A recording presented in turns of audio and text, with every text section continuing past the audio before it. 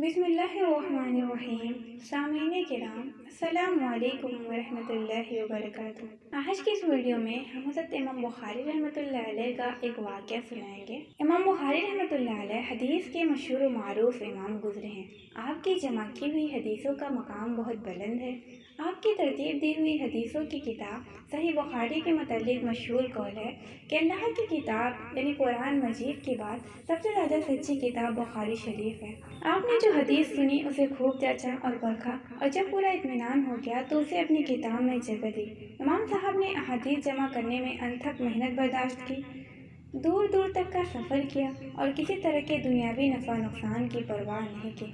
امام صاحب اس سلسلے میں اپنی ایک بیتی بیان فرماتے ہیں کہ ایک بار میں جہاز میں سفر کر رہا تھا، میرے پاس ایک اشرفی تھی۔ وہ اشرفی ایک مسافر نے دیکھ لی، اس نے شور مچا دیا کہ میری اشرفی کسی نے چرا لی ہے۔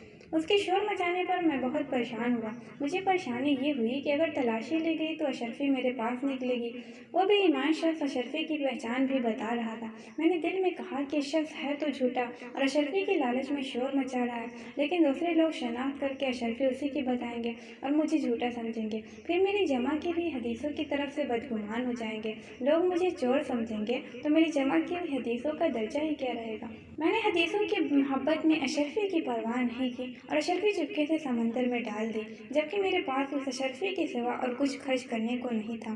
تلاشی لی گئی تو اشرفی میرے پاس نہ نکلی۔ مسافروں نے اس بے ایمان آدمی کو بہت ملامت کی، اور جب لوگوں کو میرے متعلق بری واقفیت ہوئی تو اس لالچی پر اور زیادہ خفا ہوئے۔ میں نے اللہ کا شکر ادا کیا کہ جس نے اشرفی کی محبت میرے دل سے نکال دی، اور آج بھی یہ آپ بیتی یاد کر کے خوشی محسوس کرتا ہوں۔